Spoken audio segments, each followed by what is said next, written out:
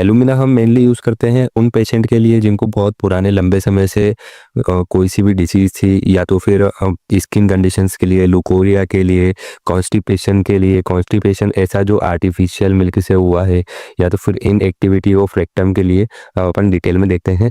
तो common name क्या है? Pure clay. फॉर्मूला क्या है? Al2O3। कौन सा सोर्स है? मिनरल किंगडम की ये मेडिसिन है। कॉन्स्टिट्यूशन की बात कर लेते हैं तो adapted to a person who suffers from chronic diseases, the aconite of chronic diseases. ठीक है, तो ऐसे पेशेंट जिनको बहुत पुराने लंबे समय से बीमारियां थी, या तो फिर कोई लंबे समय से बीमारी से, रोग से ग्रसित थे, उस टाइप के patient. The aconite of chronic decision मतलब कि जैसे हम एकोनाइट को यूज़ कर सकते हैं एक्यूट में कि कोई भी आया एकोनाइट दे दी, वैसे ही अगर कोई क्रोनिक कंडीशन में आ रहा है तो हम उसको एलुमिना प्रिस्क्राइब कर सकते हैं। Constitution deficient in animal heat, ऐसे पेशेंट जिनमें शरीर की गर्मी की कमी हो, ठीक है, बॉडी हीट की कमी हो, उस टाइप के patient. Spare, dry, thin, subjected, dark complexion, दुबले पतले सूखे सांवले रंग रूप के जो पेशेंट रहते हैं, ऐसे टाइप के पेशेंट। मेंटल जनरल की बात करें तो माइल्ड, माइल्ड मतलब कि थोड़े से शांत स्वभाव के, चीयरफुल, हंसमुख, ठीक है, हमेशा हंसते रहते हैं। हाइपोकॉन्ड्रियसिस मतलब कि ऐसे पेशेंट जो अपनी बीमारी के बारे में हमेशा सोचते रहते हैं।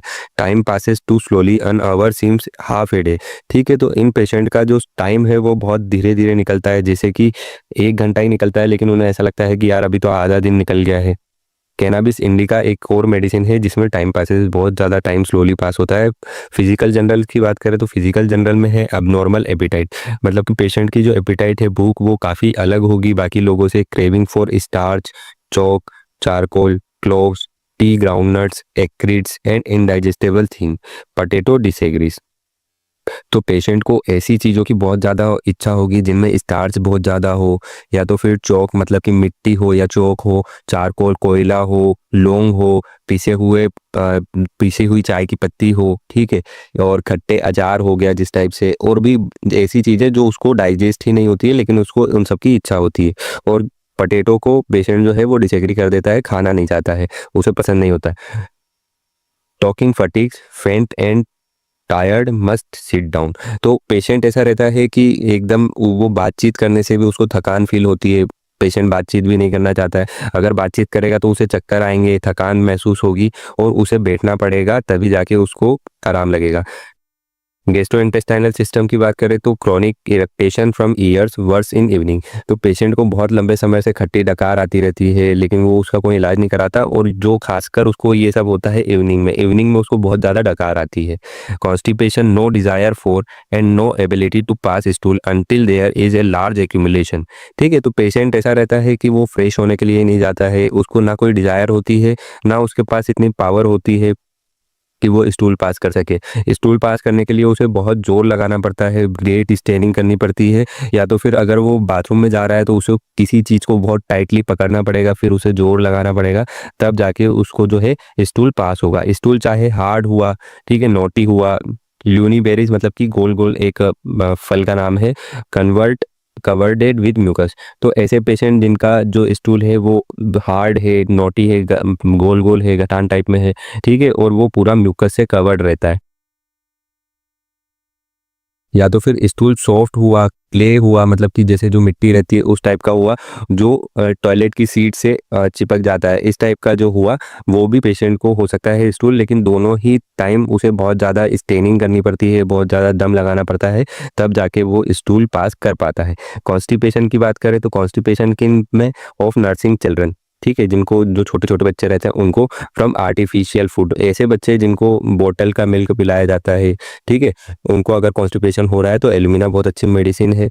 बोतल feeded babies, from old people, old people को अगर कॉन्स्टिपेशन हो रहा है, अगर प्रेगनेंसी में कॉन्स्टिपेशन हो रहा है, या तो फिर इनएक्टिविटी ऑफ रेक्टम है, तो आप कौन सी मेडिसिन दे सकते हैं? एलुमिना दे सकते हैं। Inactivity of rectum, even soft stool requires a great staining. अभी हम पढ़ के आए कि स्टूल सॉफ्ट हो फिर भी उसको बहुत ज़्यादा जोर लगाना पड़ता है, तो ये इनएक्टिविटी ऑफ रेक्टम है कि रेक्टम में कोई जान नहीं बची है, कोई नर्व सेंसेशन नहीं आ रहे हैं। डायरिया व्हेन शी यूरिनेट्स, जब भी पेशेंट जो है यूरिनेट करने के लिए जाता है, यूरिन पास करने के लिए जाता है, तो थोड़ा बहुत स्टूल निकल जाता है। Has to strain at stool in order to urinate, ठीक है, पेशेंट को जो है स्टूल पास करने की पोजीशन में बैठना पड़ता है और उतना ही जोर लगाना पड़ता है जितना स्टूल के टाइम लगाते हैं यूरिन पास करने के लिए। फीमेल रिप्रोडक्टिव सिस्टम की बात करें तो लुकोरिया, लुकोरिया होता है एक्रिड एंड प्रोफ्यूज, बहुत ज़्यादा मात्रा में होगा लुकोरिया, बदबूदार होगा, रनिंग डाउन टू हील, और वो कहाँ तक पहुँच जाएगा, हील्स तक पहुँच जाएगा, नीचे नीचे। Worse during the day time, और पेशेंट को डे टाइम जो है लुकोरिया बहुत ज़्यादा होगा, और अगर पेशेंट ठंडे पानी से नहाता है तो उसका लुकोरिया थोड़ा बहुत कम हो जाएगा। इसके बाद आफ्टर मेंसेस, मेंसेस के बाद में पेशेंट जो है फिजिकली और मेंटली बहुत ज़्यादा थकान फील करेगा, एग्जॉस्टेड फील करेगा, और पेशेंट जो है बोल भी नहीं पाएगा। अभी अपन पढ़ के आए कि पेशेंट जो है बातचीत करने में भी उसे चक्कर आएंगे, तो यहाँ पे भी वही पढ़ रहे हैं कि पेशेंट जो है बहुत बोल भी नहीं पाएगा, इतना ज़्यादा वो मेंटली और फिजिकली कमज़ोर हो जाएगा मेंसेस के बाद में। रेस्पिरेटरी सिस्टम की बात करें तो all irritating thing, salt, wine, vinegar, pepper immediately produce cough. तो पेशेंट जैसे ही कुछ भी नमक वाली चीज़ें खाएगा, शराब पिएगा, या तो फिर किसी एप्पल का या किसी का भी जूस पिएगा या मिर्ची खाएगा, तो उसे बहुत ज़्यादा जो है खांसी चलने लग जाएगी एकदम से। नर्वस सिस्टम की बात करें तो inability to walk except with open eyes and in day time. तो पेशेंट जो है दिन के समय और आंखें बंद करके चल नहीं पाता है, वो चलने की कोशिश करता है तो वो पहले तो लड़खड़ाएगा, फिर गिर भी सकता है अगर वो आंखें बंद करके चलेगा तो। स्किन की बात करें तो स्किन कैसी रहेगी, dry, tettery, itching, eruption, worse in winter. तो पेशेंट को एक्जिमा हो जाएगा, और वो एक्जिमा कैसा रहेगा, ड्राई टाइप का एक्जिमा रहेगा। एक्जिमा दाद होते हैं, दाद हो जाएंगे, और वो दाद जो रहेंगे वो ड्राई रहेंगे। पेशेंट को खासकर जो दाद होंगे वो विंटर्स टाइम में होंगे, और विंटर्स में इनटॉलरेबल ईचिंग, पेशेंट को बहुत ज़्यादा खुजली चलेगी पूरी बॉडी पर, of wall body when getting the warm in bed. Patient जैसे ही बेड में जाएगा तो उसे और भी ज़्यादा खुजली चलेगी, और पेशेंट इतना स्क्रेचिंग करेगा जब तक कि वो वहाँ से ब्लीडिंग ना होने लगे, और वो बहुत ज़्यादा पेनफुल हो जाएगा। मोडेलिटीज़ की बात करें तो एग्रावेशन कब कब होता है, ठंडी हवा से एग्रावेशन होता है, ठीक है, और विंटर टाइम में एग्रावेशन होता है, ज़्यादा बैठने से पेशेंट को एग्रावेशन होता है, कुछ पोटैटो खाने से पेशेंट को एग्रावेट होता है क्योंकि उसे पसंद ही नहीं है। आफ्टर ईटिंग सूप्स, किसी भी कोई सा भी सूप पिएगा, अभी हम पढ़ के आए, कोई सा भी सूप पिएगा तो भी उसे एग्रावेशन हो जाएगा। अल्टरनेट डे, एक दिन छोड़ के अगले दिन पेशेंट की बीमारी बढ़ जाएगी। At new and full moon, ठीक है, पूर्णिमा के समय या तो फिर अमावस के समय पेशेंट की जो बीमारी है वो सब बढ़ जाएगी। एम्लोरेशन की बात करें तो माइल्ड समर वेदर, थोड़ी भी हल्की सी भी गर्मी पड़ने लगी तो पेशेंट को आराम लगने लगेगा, क्योंकि इसमें गर्मी की कमी है। कॉन्सेप्ट को समझो, पेशेंट में हीट की कमी है, तो वो थोड़ी भी अगर ज़्यादा कोल्ड में जाएगा तो उसकी बीमारियां बढ़ जाएगी, और वापस से जैसे ही गर्मी होने लगेगी तो पेशेंट को आराम लगना चालू हो जाएगा। वार्म ड्रिंक, अगर कुछ गर्म पानी वगैरह पी लेगा या कोई सी भी गर्म चीज़ खा लेगा पी लेगा तो उसको आराम लगेगा। वाइल ईटिंग, खाना खाते टाइम, और एंड इन वेट वेदर, जो बारिश का मौसम रहता है उसमें भी पेशेंट को आराम लगेगा। Alumina is one of the chief antidote of lead poisoning painters colic, ठीक है, एलिमेंट्स फ्रॉम लेड। तो ऐसी चीज़ें जो लेड पॉइजनिंग की वजह से होती हैं, लेड जो है पुराने टाइम में जो कलर रहते थे उसमें लेड मिलाया जाता था, इसीलिए पेंटर्स कॉलिक, उसको उसकी खुशबू से पेंटर्स जो पेंट करते थे उनको पेट दर्द होने लगता था। तो इस टाइप से उसको अगर आपको एंटीडोट करना है तो भी ये बेस्ट मेडिसिन है।